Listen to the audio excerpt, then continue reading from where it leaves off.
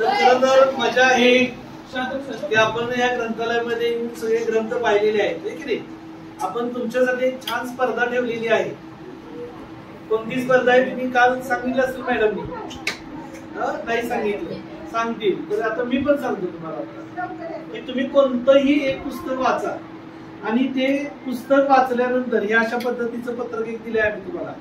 कोणतंही एक पुस्तक वाचा आणि त्या पुस्तकावरती तुम्हाला ते आवडले म्हणून तुम्ही त्याच्यावरती काय करायचंय, ते पुस्तकाचं सारांश लिहायचं. म्हणजे काय करायचं, परीक्षण करायचं पुस्तकाचं. थोडक्यात काय करायचं, एखादी कविता आपण वाचतो आणि कविता वाचल्यानंतर त्याचं रसग्रहण करतो, आहे की नाही? आहे की नाही तुम्हाला रसग्रहण?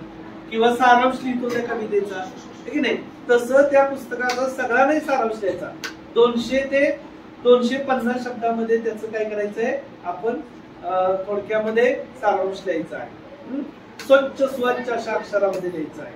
आणि ते लिहून तुम्ही शुक्रवारी शाळा सुटेपर्यंत तुम्ही तुमच्या मॅडमच्याकडे जमा करा.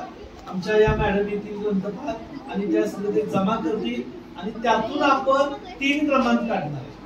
आपण त्यामध्ये कशी गट केले, 5वी ते 7वी एक गट केलेला आहे, त्यांना 8वी ते 10वी एक गट केलेला आहे आणि तिसरा गट खुला आहे. म्हणजे कुणी पण लिहू शकतो त्यामध्ये. तुमच्या अगदी आई सुद्धा एखाद्या, म्हणजे किती भारी आहे की नाही.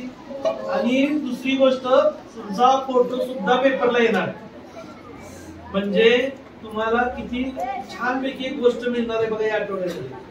आता काय फक्त एकच काम करायचंय, पुस्तक घ्यायचंय, वाचायचंय चांगलं आणि त्याच्यावरती फक्त लिहायचंय, आहे की नाही? एवढंच करायचंय. आणि पुस्तकं तुम्हाला जी आहेत ती कुठेही इकडे तिकडे तुमच्या ग्रंथालयामध्ये मिळतील किंवा आमच्या ग्रंथालय सभासद असाल तर इथलं तुम्हाला पुस्तक मिळेल, आहे की नाही? पुस्तकं तुम्हाला मिळतील. फक्त तुम्ही काय करायचंय,